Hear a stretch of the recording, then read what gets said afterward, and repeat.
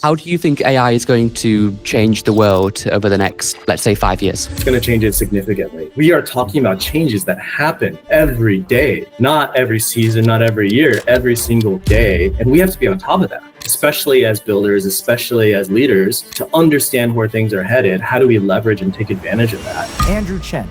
He is an investor, an advisor, and CEO. Hickory Falls Ventures being a family office, we have a certain perspective of how we want to see the world shaped. And so, welcome back to Decoded. My name's Alfie Whattam, and this is the show where I speak to experts about what it takes to build great teams and companies. Make sure that you click the follow or subscribe button for more great content like this, and I hope you enjoyed the episode.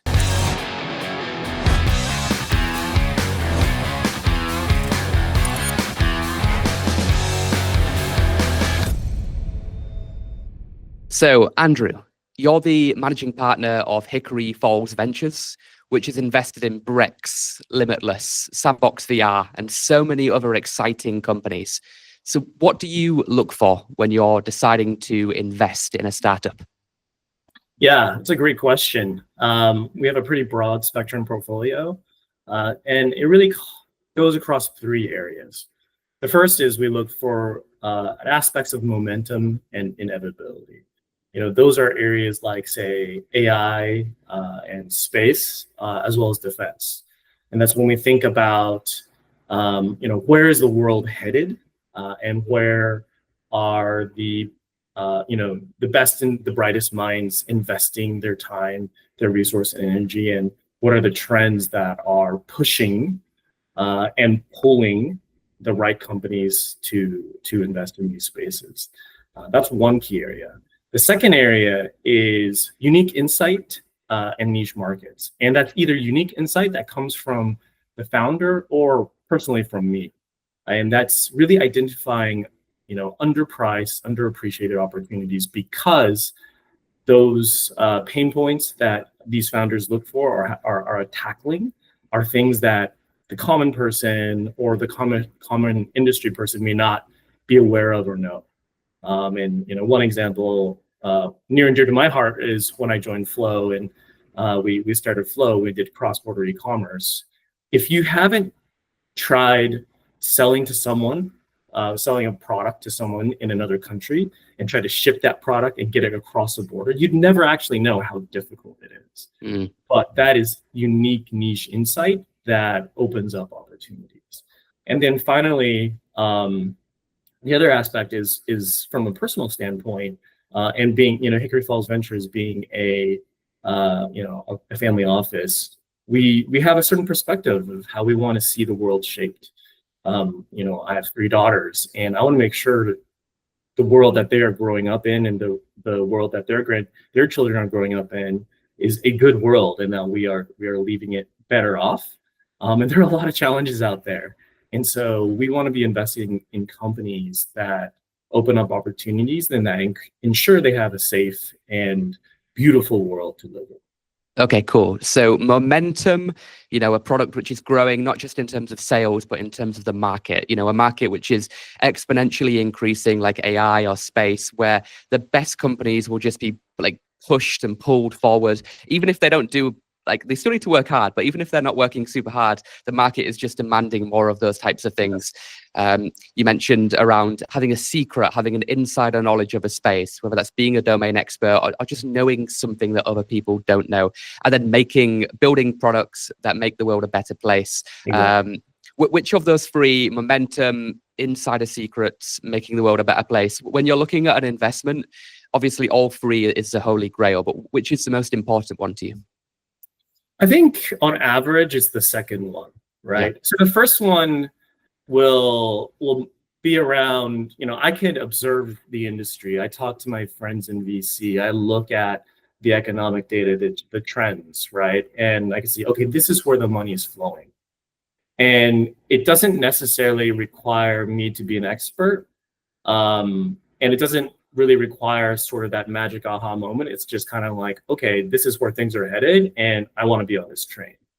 The third one is, again, more personal, and being more personal may mean, hey, I'm making an investment in something that may or may not be a big bang bet, but it is important from a social societal standpoint, right? But the middle one is where that's where I get the aha moments. That's where I see the magic happen. That's where I was like, I didn't know that. When I meet with someone and they taught me something new in a 30-minute pitch meeting, and they showed the magic as to how they're solving this unique problem that they found and understand, or a problem that I've experienced that no one has touched yet, or no one has tried to solve in the right way. That's where I get goosebumps. I'm sitting here, like, I'm on the edge of my seat. It's like, hey, I want to support you in any way I can, whether it's through investment, whether through advisory, or just staying in touch and introducing you to new people. That second bucket is sort of that sweet spot. I'm really glad that you said that, and I completely agree. So I spent a decade in the recruiting industry, and then I launched my current business, which is an AI recruiter startup. And I feel like I've probably learned and forgotten more about recruitment than most people have learned to begin with. And I feel like that's like why we have an unfair advantage, because 99% of the success of the product is in like the final 1% of the build. But without having that domain knowledge, you just don't know what it takes to make that like really special and really, really pop. So I'm glad that we think on the same page when it comes to that. What about mistakes, Andrew? Because you've seen hundreds of pitches, maybe even thousands, and you invested in all types of companies, and some of them take off and they become Brex and Limitless, and some of them crash. Most of them crash and burn. I mean, that's just the game that we play in, right? What common mistakes, though, do you see early stage founders make? What are the common things that keep coming up, and it causes the company to die? It causes the co-founders to break up. What problems should people be avoiding? Yeah, that's a really good question. I think there's a couple that really stand out for me. The first is potentially taking on too much money at the wrong time, right? And I've actually experienced this both personally at the companies, startups I've worked with, and then I've seen other companies. There are companies that will chase the large valuation and then get a lot of money, but that comes with really high expectations. And what will happen is the company is then inevitably forced to overinvest in areas that they may not need to. I'll give an example from the past. When I joined Gilt Group, Gilt was the best in class fashion flash sale provider. They raised a ton of money, and they were incentivized to go into food and into wine and into a number of other areas that for a moment they were hot, but the reality is it wasn't their bread and butter. But that means they had to spread their resources thin. That means they had to spend money in areas that they maybe weren't necessarily experts in, but were trying new models in. And so we saw that over investment and not being able to really just hit their core market out of the ballpark. And I see other companies nowadays do that, and it is sexy to raise high dollar amounts of money, but it comes with a lot of constraints, and it comes with a lot of goals that may actually not be good for the company.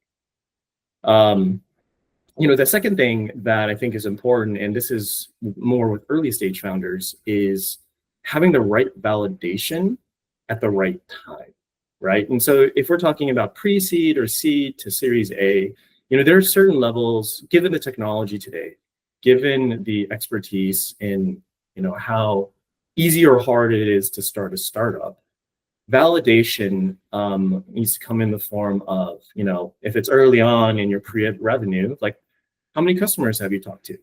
I want to hear that they've talked to 100, 500 customers, and they've gotten a really broad swath of understanding the pain point they're looking at and a variety of potential solutions moving towards that. If you're talking more like closer to post-seed and Series A, there better be some revenue traction. You better understand your metrics, and that revenue traction has got to, these days be, in the hundreds of thousands or millions at this point. And because that's how easy it is and if you get it right. But not many founders don't understand that. They may have, they may come like, we got a great product. We have product market fit. We've got 30 people using it. It's fantastic. And they're trying to raise like, a seed plus or a series A. I was like, well, you're not really, that's too much money for the traction that you have. So there's and this is especially for earlier founders who, not second time or third time founders who've been around the block, but a lot of the first time founders, they don't have a really solid understanding of how much validation they really should have for the amount of investment that they're looking for. Yeah, I find that when I've angel invested in companies, 95% of them will spend the money that they've raised at the point that they need to then raise their next round, right? So if you give them the cash, they will find a way to spend it. And oftentimes, most of the time, the most successful startups are the ones that do one thing incredibly well. They pick a feature from a large legacy enterprise and they dominate it and they make it the best in the world at that particular area. And that's why they would get the customers and they'd have the moat and they'd have the power. But the minute that you, as a small team, try to do a million things, you'll do a million things badly. You have to be T-shaped. You have to be a mile deep and an inch wide. Otherwise, there's very, very, very few exceptions of companies that are able to launch with 50 different features and have a massive success. And you should go with what usually works if you're building a startup and follow the classic approach, right? Of just try to be the best in the world at one particular thing. Totally agree. And that, what derives from that is oftentimes the flywheel that you're able to prove against that singular pain point, that singular product or feature. And really good companies solve that problem, and with the product market fit, can get the flywheel going. It's like, all I got to do is this, this, and this, and they've got a formula to get the next customer, and then the next customer, and then the next customer. But if you're splitting yourself so thin with a variety of different products, they may be adjacent to one another, but they all require their own individual flywheels to be able to make sense, right? And you've got a small team. Like, you can't create 10 flywheels at a time, right? You're literally like having that singular flywheel and truly making it fly requires focus and requires all momentum to be against that one singular flywheel. Yeah, I'm with you. This is a quick message to tell you about my company, Alpha AI. We built Lisa, the world's first AI-powered recruiter who screens candidates for you on autopilot. You can make your recruitment process 10 times faster, 90% lower cost, and significantly improve the candidate experience, all with our AI agent for hiring. Learn more at welovealpha.com or click the link below in the description. And now, back to the episode. So outside of investing, you're also the chief exec of AAA Worldwide, which is a global marine hardware manufacturer. And you're the minority owner of the Paris Musketeers, which is a football team, and a few other things. Yeah. How the hell do you delegate effectively without losing control? Because I like to think I'm pretty busy with a startup and a podcast and a little investing and a family, but it seems like you're doing what I'm trying to do on steroids. So how do you manage? How do you lead? How do you delegate? How do you make sure that your vision actually happens the way that you want it to happen without Chinese whispers happening and then 10 different interpretations happen? How can I do that better? Because you seem to figure it out somehow. Yeah, it's a great question. One of the most important things for me is really having structured and ruthless prioritization. And this is what I've learned from my product career. My bread and butter has been product manager all the way to CPO at Plum & Sold. And there you are faced with thousands and upon thousands of choices you need to make every day. Where can you invest? And you can only choose one or two, right?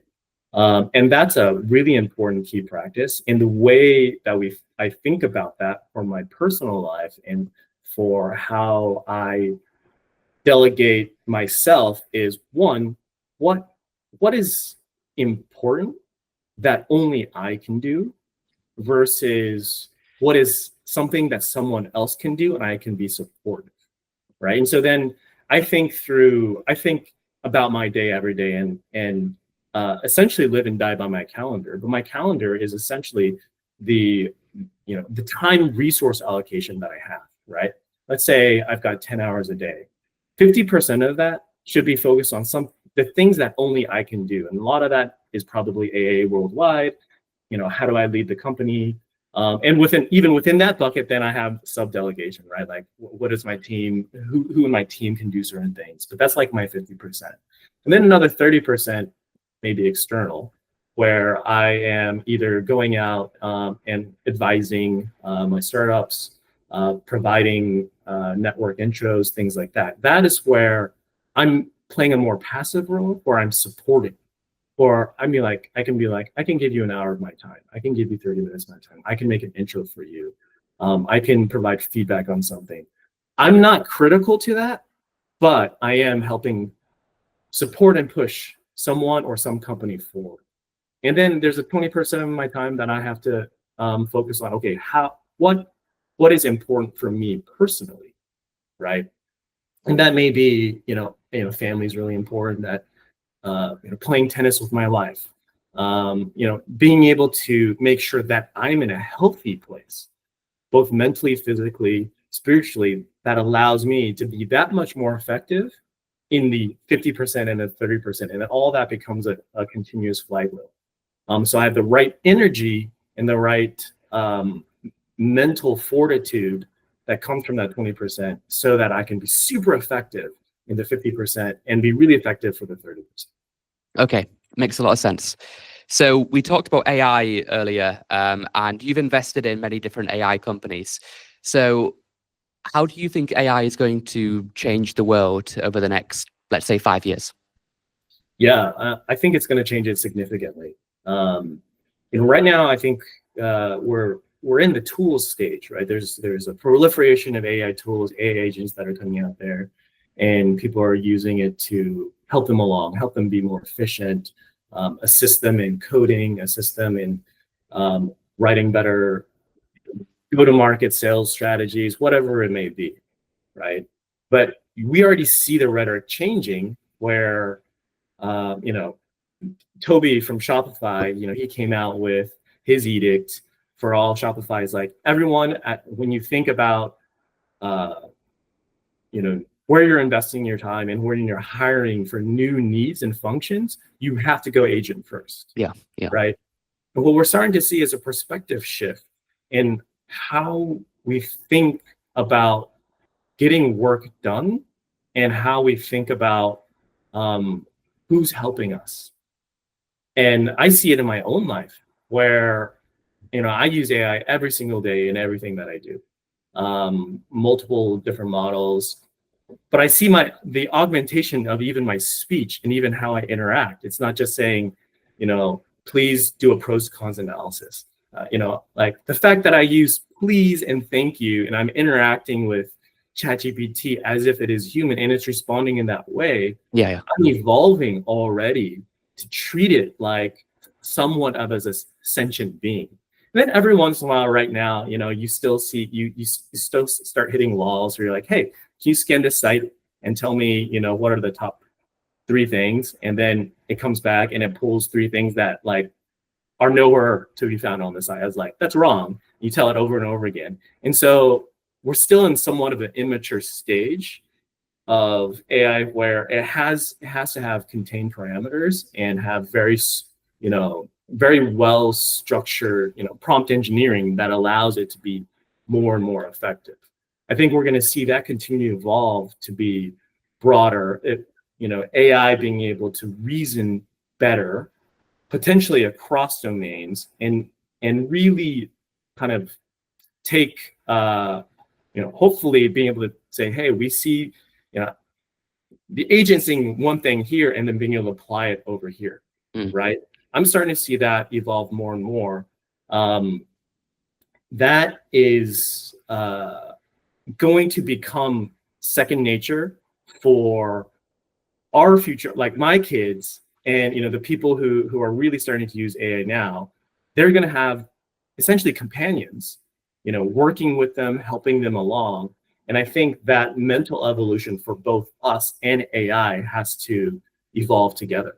And that's going to be really interesting to see. And I want to see how that, impacts the younger generations. And I'm trying to understand how they're doing it in schools, what programs are going to, empower them to engage better. It's going to start impacting all areas of society. But how it happens is really the mystery. Yeah, I'm with you. I mean, this is the most exciting time to be alive, without doubt. I mean, I'm 28, so I grew up, with the internet, but very, very early, crappy versions of it, and AOL and everything. And now my 2-year-old and baby, they're going to grow up with ChatGPT version 8. It's going to be insane. And when you have full agentic workflows, which are reliable and stable and helping people do every single task, we're heading into very, very new, exciting, but scary territory. And the key thing to keep in mind is that this is the worst it's going to be. It's just going to get better and better and better. And then as the AI starts to learn from the AI, it becomes unstoppable. We hit the exponential growth. And we're already at a point right now where more is happening in a week than used to happen in 6 months. And soon it will be more that happens in a day than used to happen in a year, if that makes sense. Totally. Absolutely. We see new announcements, new agents, new evolutions of models. I was talking to one of my engineers. I'm currently working on something and building something with him, and he was just like, hey, I just read the update on what Claude's putting out, and we are talking about changes that happen every day, not every season, not every year, every single day, and we have to be on top of that, especially as builders, especially as leaders, to understand where things are headed. How do we leverage and take advantage of that? And so the actions we have to take to understand and then be able to mentally fit these new technologies and these new capabilities in requires us as humans to have the ingenuity and the imagination to be able to be like, oh, this is the new puzzle piece that now I can place here or here. Yeah, spot on. I mean, our team, my dev team uses Claude a lot, and with the certain parts of our product which we've been trying to build for a long, long time, which we know they're going to have a huge impact on our customers, but they just didn't work quite right with the previous model. But now that 4 has come out, it finally works, and there's not a lot of extra work we've had to do. We've had to just switch the model, and it finally is smart enough to understand, right? And now I'm thinking, what can we build in anticipation for Claude 5 and so on? It's and those are the companies that are going to win, that the companies that are building for tomorrow and investing in the future. Yeah. And one critical aspect of this as leaders within our companies is to push that, right? Because I think, the people who are building they come with what they know, right? I've worked with people and engineers who were like, hey, this is how I've always built in the past, right? And so I'm just going to repeat what I do. But for me, and I'm seeing how, there are companies being started with single founders and they're using 40 AI agents and haven't hired anyone. And it's like, well, if he or she can do that, I've got to have my team be able to be that much more efficient. So I'm always pressing and being like, cool, that's great, you can build it that way, but I'd love for you to consider how we can use Claude or these new agents or whatever to build it even faster, better, and at a higher quality. And I think as leaders, we have to absolutely push that vision and give them permission to do that and know that's actually strategic for us and what the future of companies will look like. Yeah, exactly.